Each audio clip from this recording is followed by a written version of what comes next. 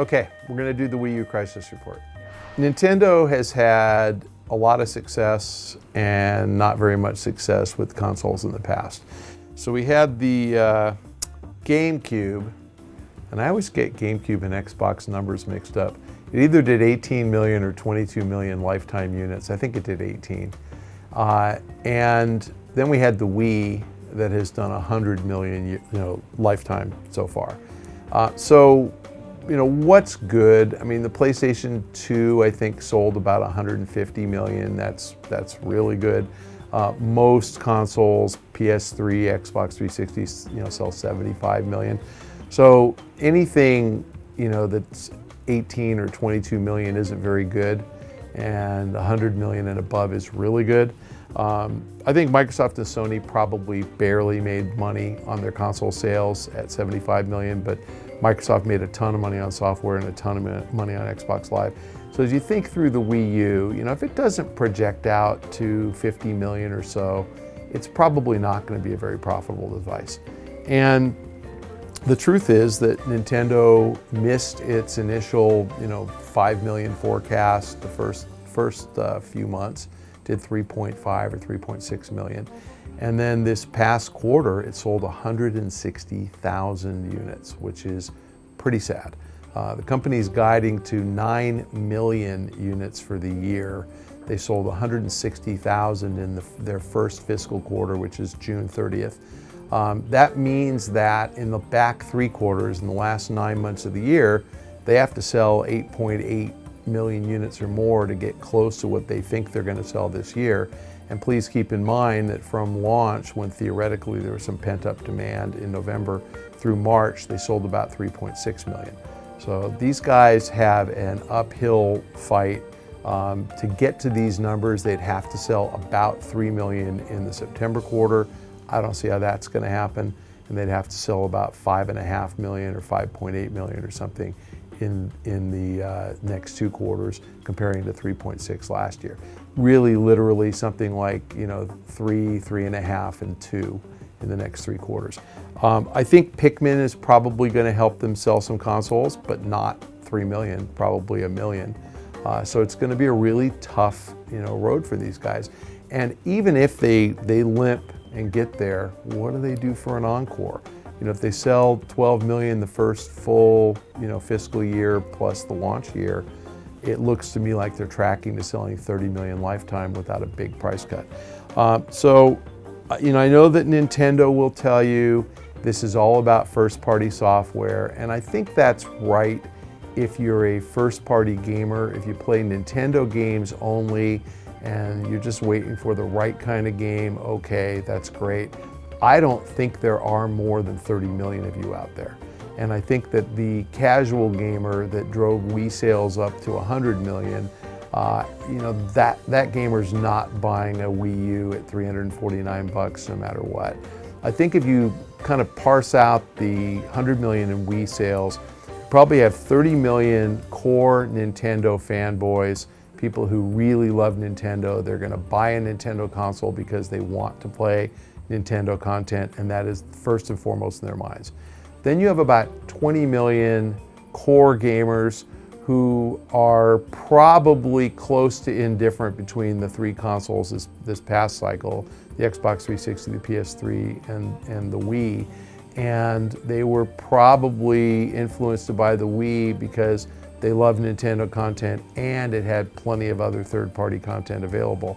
I'm not sure they're going to get that other third-party content on the Wii U. We know they're not getting FIFA or Battlefield this holiday. So yes, they're getting Call of Duty, but they're not getting FIFA or Battlefield. You're not getting Grand Theft Auto. So not that that's available on the next-gen Xbox or PlayStation, but it's on the current-gen Xbox and PlayStation.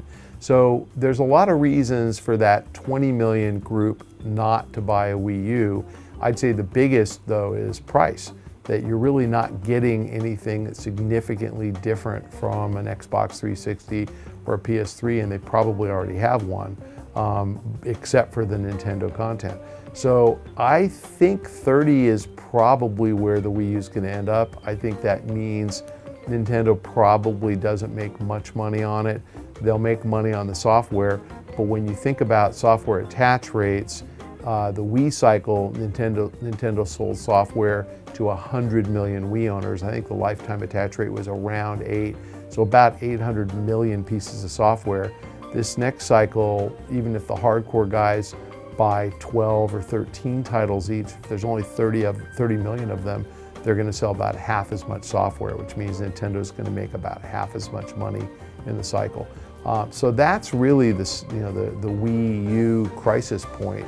The other side of Nintendo is handheld, and handheld consoles are just losing market share to smartphones.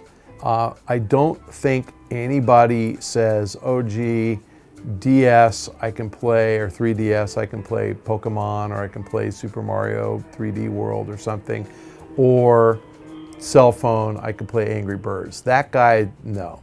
But it's the person who gets a cell phone and can play really casual games like Tetris, and they just need to get a handheld game device less. I mean, they have less of a desire because they're playing enough on their cell phone, or because they spent a couple $100 on the cell phone and they don't have the money left, to buy a 3DS. So I think that's part of it. I think that cuts into the older demographic. I think tablets cut into the younger demographic. I think parents, look at a Kindle for $169 and a 3DS for $169. They probably would rather get their 6-year-old a Kindle, which has games and allows the kid to read, as opposed to a 3DS. So I just think Nintendo's getting pressed from both ends, smartphone and tablet. I think the 3DS will continue to sell 15 million units a year, probably sliding down a little bit, like down 1 million a year for the next few years. But remember, the DS sold 30 million units for a couple of years and 26 million for a couple. So I'd say lifetime sales of 3DS are probably going to be about half as big as the DS, which is the same result. Nintendo's software sales will be about half as big as they were last cycle. There will be some supplement from all the digital stuff that Nintendo offers on the Wii channel, for download, and I think that'll help them a bit. But I'd say best case, their profits get cut in half, and worst case, they keep chasing, this dream that the 3DS will be as big as the DS and the Wii U will come back and be as big as the Wii, and they spend money and generate a lot less profit. I do think, though, that the way the company has spun the performance of the 3DS as being ahead of the DS at a similar point in its life cycle. If you remember, the DS came out, it was a big old fatty, it was a big fat device. It was hard to put in your pocket, it wasn't really that comfortable to hold. When they redesigned it as the DS Lite, that's when sales took off, and they literally doubled from year to year. So, the 3DS is tracking ahead of the fatty. It's actually tracking behind the DS, and it's not even remotely close to catching up to DS monthly sales. So it may have been the best-selling handheld in the month of, was that June? In the month of June, or best-selling console, excuse me, but it's not even close to what the old DS was doing. I'd say it's tracking to 15 million. The Wii U is probably tracking to about 6 million this year. And if those numbers happen, Nintendo is not getting back to its historical level of profits anytime soon.